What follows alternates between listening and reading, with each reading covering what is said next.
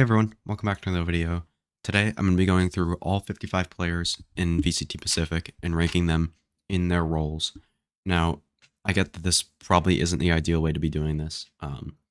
Like, some teams have different ways they structure their roles, or it's not exactly correct. Like maybe having Rossi as a flex player when he's just like a Viper one trick isn't exactly correct. Maybe Izu should be the flex and Rossi should be the smokes. But also he's playing Viper, which isn't really a solo controller, which is why I have him in that role.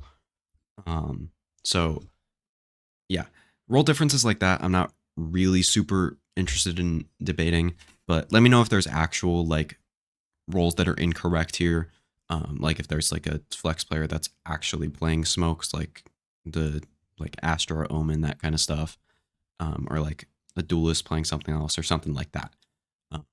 If I get this wrong, because this is the region that I know probably the least about currently, just because like I wasn't super familiar with a lot of the players going into last year, and I just was learning, and I still am, about a lot of these players, which could lead to some of these rankings being a little bit wonky. And I fully accept that. So if I get something really wrong, it will be corrected throughout the season, because I will be updating these along with my Americas and EMEA player rankings throughout the season on my Twitter. So go follow that. Link is in the description. And yeah, go check out those videos if you're interested in those. And yeah, just let me know what you think in the comments below about these lists, along with anything that I just said. And yeah, make sure to leave a like, subscribe, all that kind of stuff. But before we get into the rankings, I do have one more thing I want to talk about. So after this tweet by Willminder back at the beginning of the year, suggesting a potential fantasy Valorant league, I asked on Twitter if people were interested in playing, and I have now gathered up a few friends, 10 people, and we will be doing a Valorant fantasy draft and fantasy league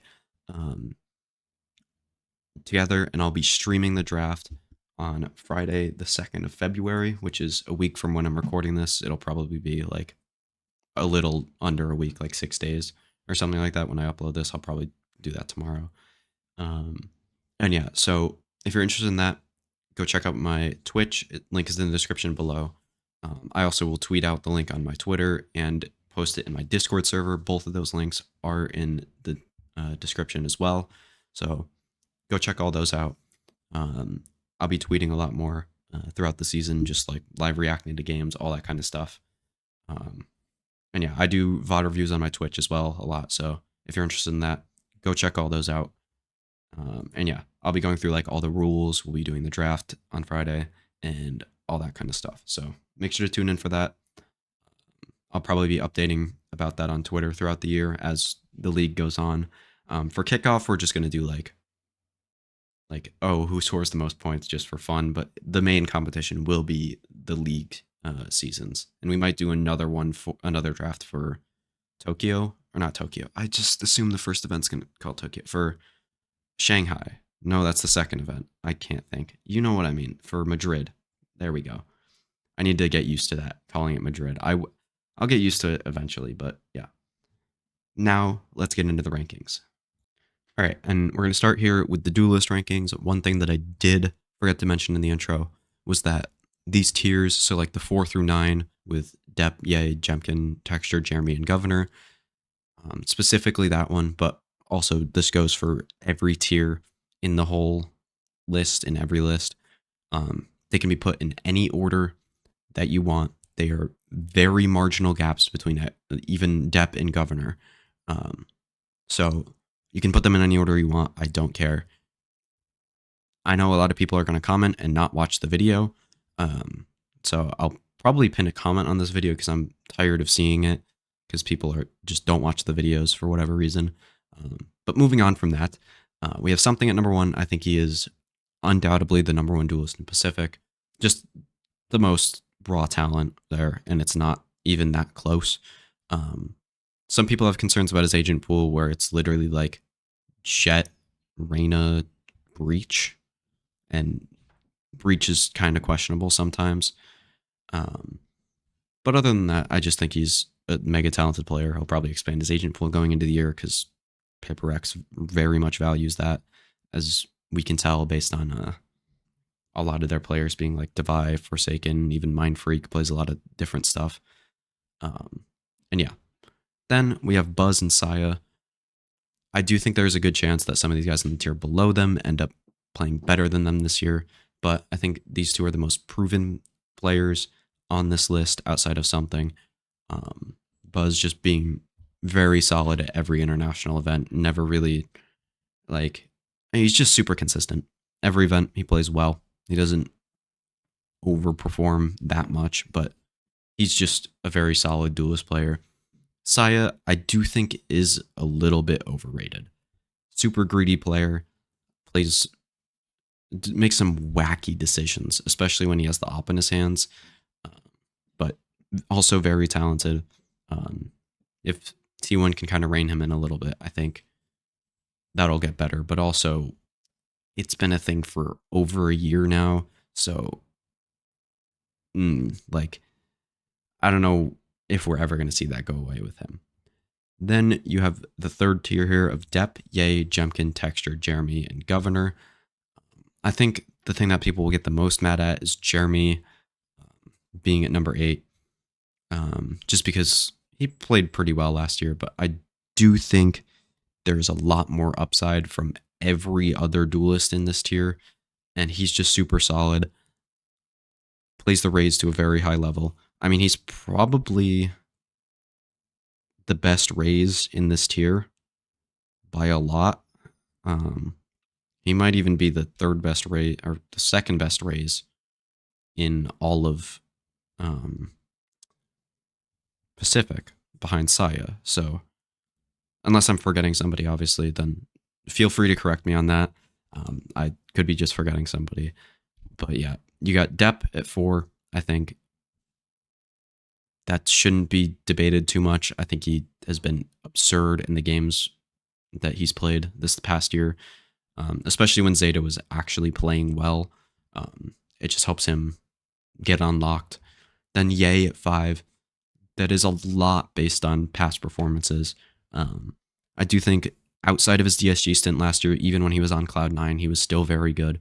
You just want to see him expand his agent pool a little bit into maybe more of the Rays duelists, or maybe more to Sentinels, but not that it's not like they have somebody that's going to be able to play the duelist role too well. I guess Darion could, but then who plays Flex, then who plays whatever, like it could get really weird with Bleed, with the roles if Ye switches more to a Sentinel style player, but we'll see.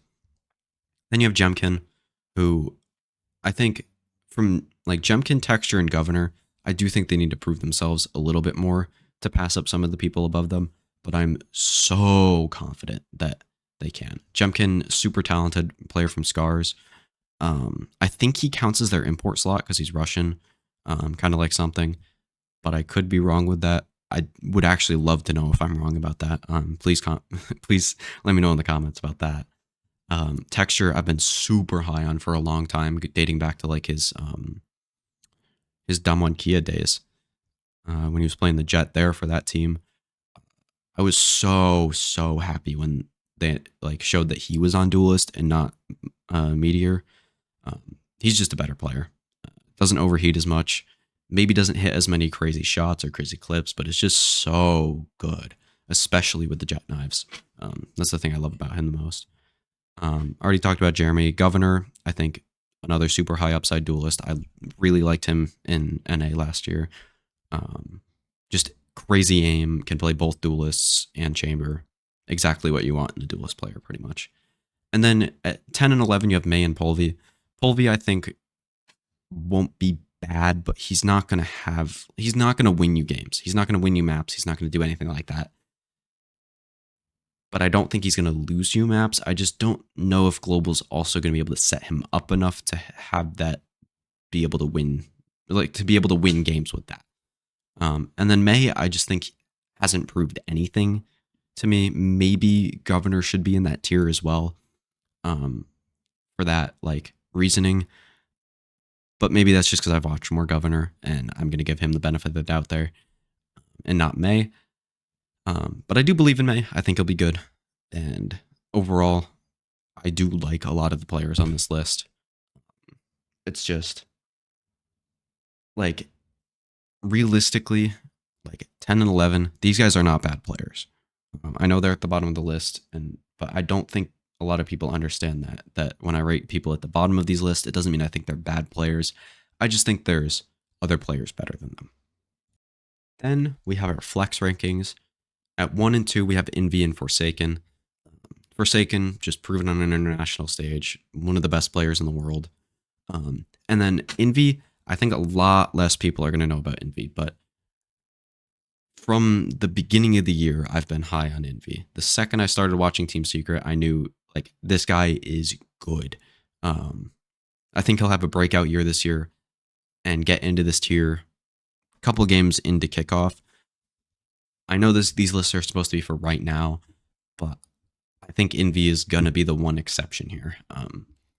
He's so damn good, so consistent, so good with the support utility. Maybe not the best fragger in the world, but I think he could end up being an Ethan-esque player here for this team and be very good for them. Then 3 through 8, I had really tough time ordering these players. This is the most, I think the biggest like tier in terms of like you can put this in any order out of any tier in any region for any role. Like I had Ban 3, Foxy 9, 4, 5 Rossi, 6 Darion, 7 Flipshooter, and 8 Munchkin. Ban, I have the most confidence in as a player, just as a whole. I love his duelist player. I actually quite liked his smokes play for most of the year last year. Obviously, when you got to like Tokyo, it wasn't that great, and Champs, it wasn't that great. But overall, as a year, I think he played fairly well. Foxy 9, I believe in here as a flex player. I thought his KO actually looked pretty good. And if he can continue to expand that agent pool into more flex agents, like maybe some of the scan initiators, some like Sky. I don't know if he's going to be able to play the Viper here per se, which they might need. And we'll see how that ends up. But overall, I do like Foxy 9. Just some questions about his agent flexibility. Rossi, same thing. He's only played Viper for this team, I believe. Maybe he played something else here or there and I forgot. Maybe a Breach or something like that. But I don't remember if he did. Darion hasn't played Flex from what I know. I haven't seen him play Flex at least.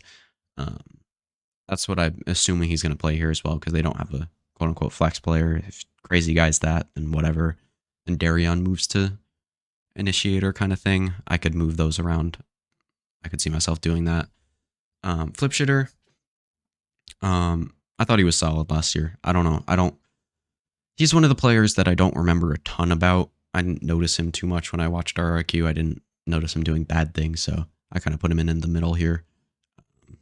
Obviously, when I watch the RRQ games at kickoff, that might change.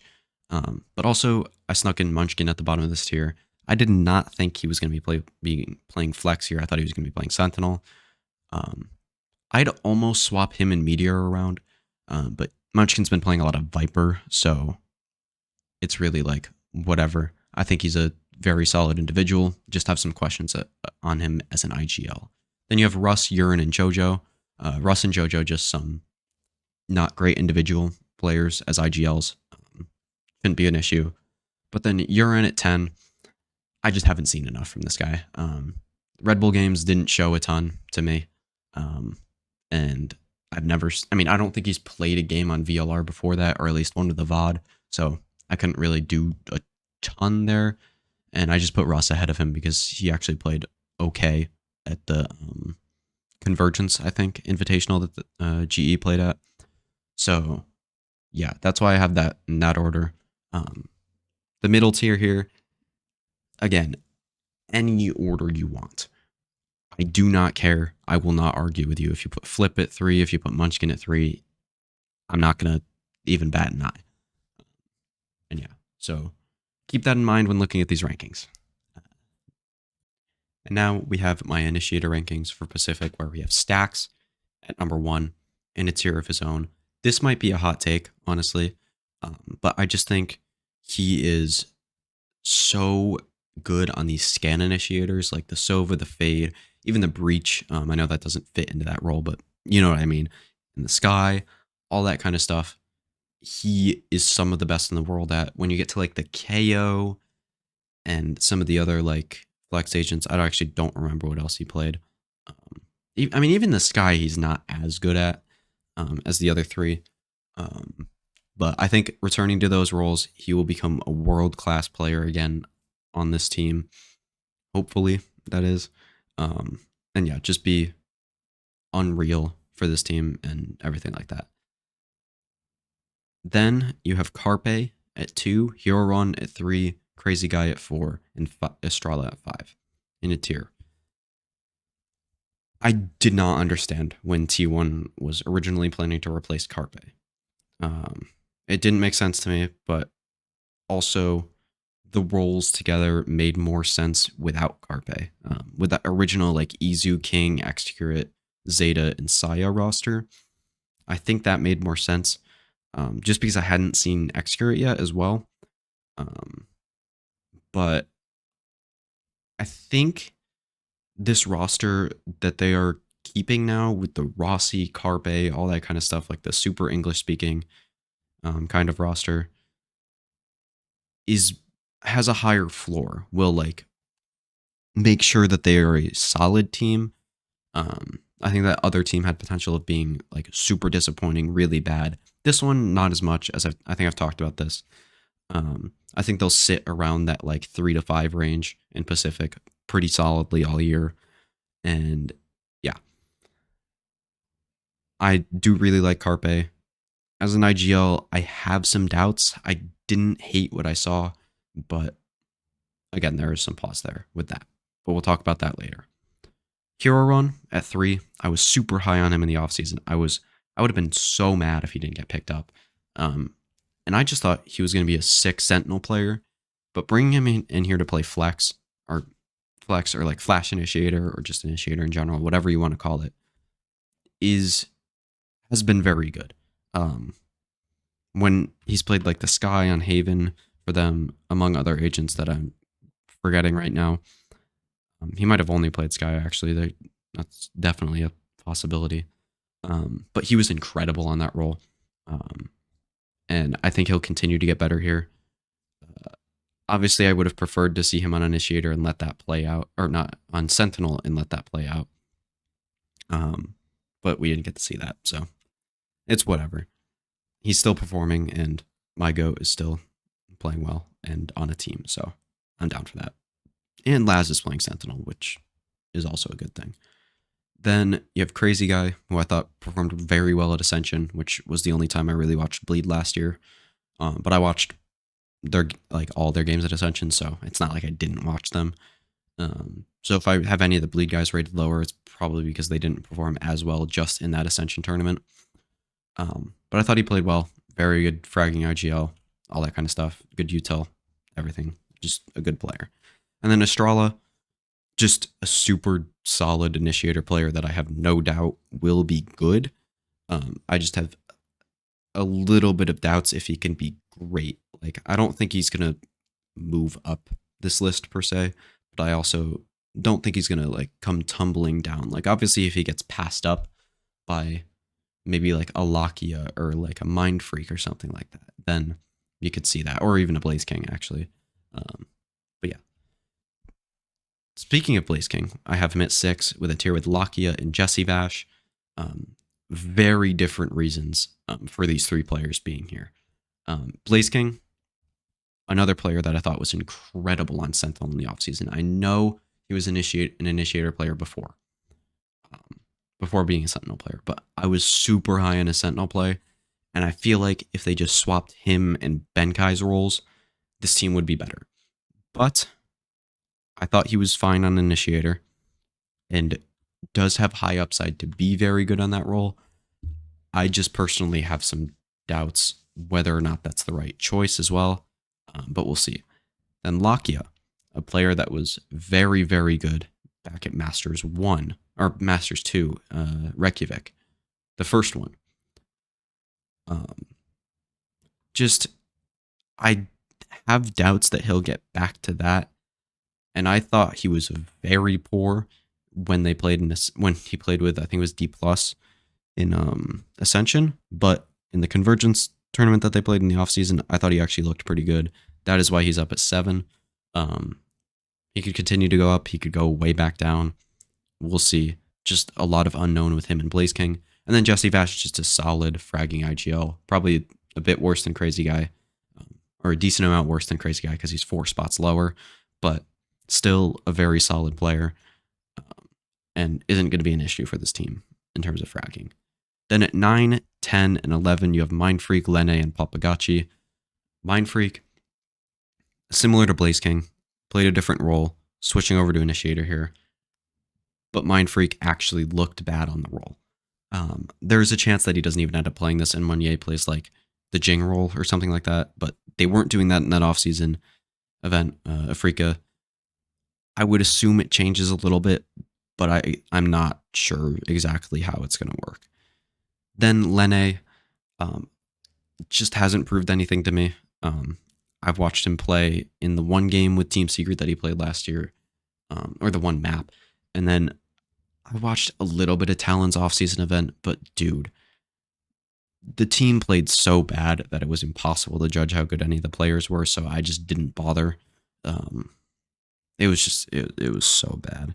It was a pain to watch, but I think he'll be okay. His mechanics don't look terrible. His util didn't look awful in the little bit that I watched. But yeah, it looks like he has decent agent flexibility, just, again, not really sure. And then Papagachi, I thought looked okay in the offseason event that DFM played. I wasn't unimpressed with him, but I wasn't impressed per se. I think he'll be fine for this team. Just maybe there's a little bit more upside with the 2 players above him. And again, I'm not exactly sure DFM's going to be very good and he'll look good on that team, so it's whatever. Now, getting into what I think is probably the best role in all of Pacific. All right, now onto the best role in all of Pacific. By far, I don't think anybody's going to disagree with this. The Smokes role. You have this tier of 4 elite Smokes players, just in the whole world even. Mako, Meunier, Scary, and Sugar Zero. These 4 players, any of them would be the best Smokes player in EMEA. I think the top 2, no, just the top 1. I think Mako would be the best Smokes player in America. Everybody else would be the spot behind Marv. Just to like give you an idea of how good these players are. Mako is the best in the world, and everybody else is close to his level. Meunier, I think people are going to disagree with where I have Meunier placed here in terms of role, but he played some Smokes at Afrika. I don't know exactly how it's going to work, but it's whatever. But he was incredible for GE last year, was the bright spot of that team, along with Texture in my mind, but for the general public, it was just him. He was dominant, especially when they played Split, when he played Astra on Split. He was farming every time they did that. I think he set the kill record at one point or another. I believe that was him. Correct me if I'm wrong. But yeah, he's just incredible. I don't know exactly how he's going to fit in this team, being more of a slow-paced player rather than this team's super high pace, like everything pretty much. Obviously, if he's playing Smokes, I think that's a little bit better. Or actually, I don't know what would be better, him on Smokes or just letting him play Duelist and him also run around. I think that could be a better option. We'll see what they do. Overall, I will give this team a little bit better, a little bit of the benefit of the doubt, but again, we'll see. Scary, the main piece to this bleed run into tier 1 here. One of the main, the main reason why they're rated this high in terms of just like the general community narrative. I thought he was one of the best Smokes players in the world when he was playing for Xerxia, I believe, was the org that they were under for a while. Yeah, it was Xerxia. And then X10 was before that. I don't know if he was on that team. But he was so good on all those teams. And he continues to be dominant, one of the best omens in the world. And yeah, just very good. Sugar Zero, same thing. I considered putting him in a tier of his own below these guys. But after watching him at Red Bull, I think he's kind of back to his form. I thought his Harbor looked excellent. His Astra is the best in the world, I think. Maybe behind Meunier, maybe behind Marved. I don't know. It's splitting hairs between those three. They're all incredible. I thought his Omen and Brim improved, and his Viper's also good. So he can play every controller. He plays most of them to a decent level and two to an elite level. So very impressed with him, as usual. Then you have a tier of Izu, Karen, Zephyro, and Cruz. Just a mix of players here. I think a lot of this is unproven. Maybe outside of Cruz, I think he's definitely the most proven player here, but I think the other three have more upside. So you got Izu, kind of playing a mix of smokes and flex here, depending on what extra it's playing on the map. He's looked very good in the offseason events. I thought didn't have as great of an event at Africa, but was amazing in the 10 Global Invitational. He was so good at that tournament. Hopefully he can continue that. I do like his flex play a little bit more than his smokes, but his smokes aren't bad either. Then you have Karen here, who we saw play amazing at Convergence. I thought he was one of the best players at that event. But there is a little bit of doubt here because I think he also had like no games on his VLR or no games streamed on his VLR or something like that. So it's really like, how proven is he? How, like, you can't rate him too high based on that. But if he continues to play like he did at Convergence, he's going to get into this tier with Mako, Meunier, Scary, and Sugar Zero. And that is unbelievable to have that many great players in one role in a region. Then you have Zephyro, who I think was just super solid. Like, I don't remember him doing a ton in terms of like fragging. Like, I don't remember big moments from him as much, but I think he was just super consistent throughout the year. Again, I didn't really like remember a ton, which is kind of annoying that it's two RRQ players, even though like I enjoyed watching them last year and watched them. I just don't remember a ton of what happened. Just because I don't think they played too many games. Like, they just missed out on playoffs. They didn't go super deep in LCQ. They didn't make any of the international events. So I don't know. And they got insta-eliminated at Lock-In. I'm not even sure I watched their game at Lock-In, I won't lie. So yeah. Kind of annoying that I don't remember that, but I do like quite a few of their players, and I can guarantee you I will be watching every single RRQ game this year. But mainly the reason I rated him so highly is because a lot of people that I respect rate him highly. And I also didn't think he was terrible when I watched him. I just didn't think he was amazing. Then you have Cruz, who was one player that I very much liked watching on Smokes. It's just he wasn't incredible. He's going to be IGLing here. But I think this is his best role, everything like that. You can put these guys in any order, and I do not care. Then you have Borkum, Lightning Fast, and Neth. Neth at the bottom here just because he's IGLing. Borkum, I think, has a chance to be better than some of these players above him, like maybe Cruz, Karen, and Izu specifically were the three. But just because he's like consistent, but you know he's just going to be mid the whole year. I had him replaced in my rebuild videos. I don't exactly know why they kept him, but he's a fine player here for this team, and will be fine. I mean, as a fine player should be. Then you have Lightning Fast, who I just haven't seen enough of to tell really anything. I just watched the one tournament of him playing Smokes. He looked okay. Not much there. And then, yeah, Neth. Not a super hard fragging IGL. Wait, no, he's not an IGL. But just not a hard fragging Smokes player. He was good, maybe, at the offseason tournament, but it was just like good util, not killing a ton of people. can't rate him too highly off that. Now, onto Sentinel players. You have Devi and Laz at this top tier. I know some people are going to be weirded out by Devi being a Sentinel here. He is a flex player, but I had to pigeonhole one of these guys into a Sentinel role, and it felt more fitting for him to be here than for Forsaken to be here. I could end up changing that. We'll see. But I think it's going to kind of stay this way. But yeah, Devi, world-class player, just unbelievable. Laz, same thing, especially when he's playing the chamber. But also, I think his Killjoy has improved. I don't remember how much Cypher he played at Red Bull, but I think he'll be fine on that as well. Just two elite players, not too much to talk about there. Then Excurate, Egoist, and Elmimor. Just some potential unknowns, but like very good players. Like Elmimor, I think was solid, and will be solid. Egoist, same thing, but I haven't watched a ton of him either. So again, some unknown there. And then Excurate is almost completely unknown. He was very good at the one tournament I watched. His mechanics are unbelievable.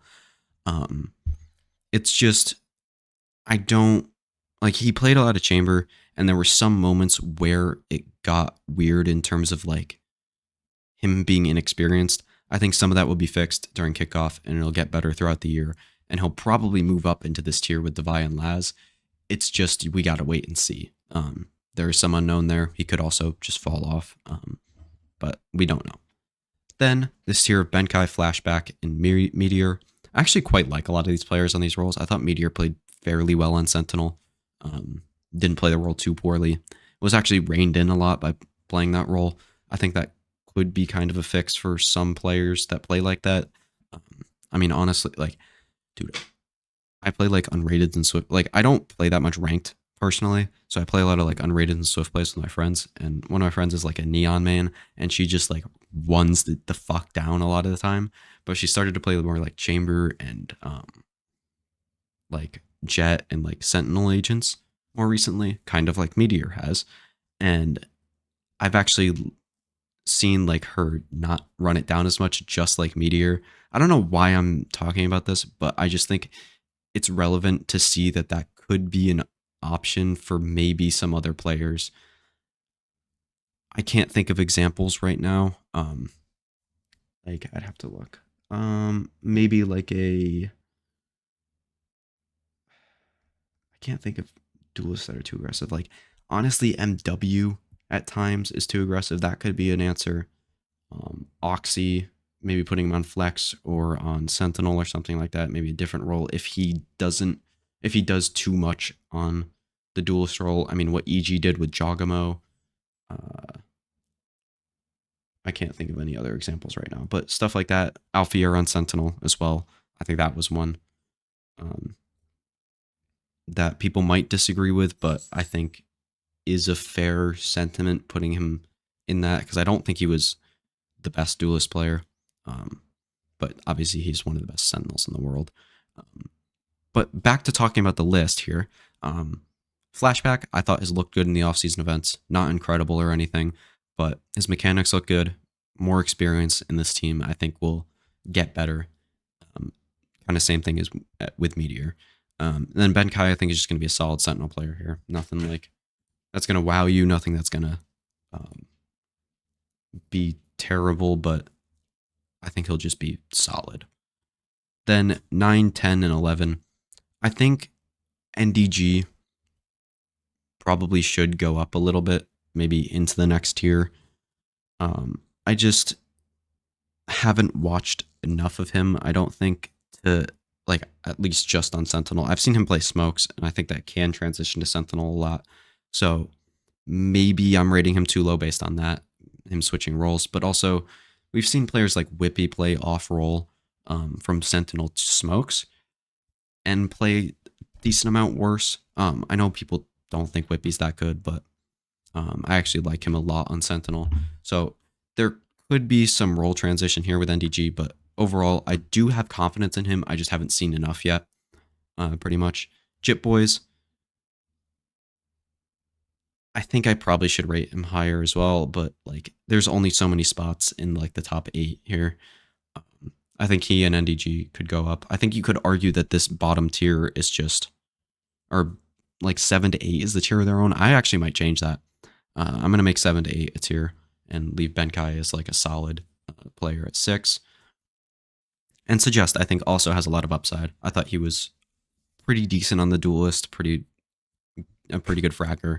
And transitioning over to Sentinel is a good individual on that role. So overall, I think I messed up a little bit with the tiers here, but I think overall the rankings are going to stay the same. So you'll see that at the end if I change that. And yeah, I think these might be the most controversial rankings, but it's the role that I know the least about, so it's whatever. And then now on to the IGL rankings. I have Paper X in a tier of their own at the top. I didn't know, like, I know Forsaken's the main caller here, but people have also said the main caller's Devi, things like that. I'm just ranking them as a team for their IGL because I don't know how to do that. I think they're general just ideas and strats and like maybe not the on-the-fly calling as much, but I think that in general is extremely good from Paper X. So that's why I have them in a tier of their own at the top here. Then Jesse Vash, Laz, Stacks, and Crazy Guy all in a tier here. I think Jesse Vash, super proven, great mid-rounding, good caller, has great ideas as well. I mean, I'll bring this up every time I talk about Team Secret, but their anti-strat of DRX on Haven last year was some of the best I've seen. Just completely denying them like any backside control somehow, even though DRX's execs on the Haven specifically, or just every Haven site, are unbelievable. And they just never let them plant. So, yeah, that was very good when they beat them. I was so pissed when they subbed in Lene and lost that bind game at the end of the year, but whatever. Then you have Laz, who is just kind of unproven as an IGL.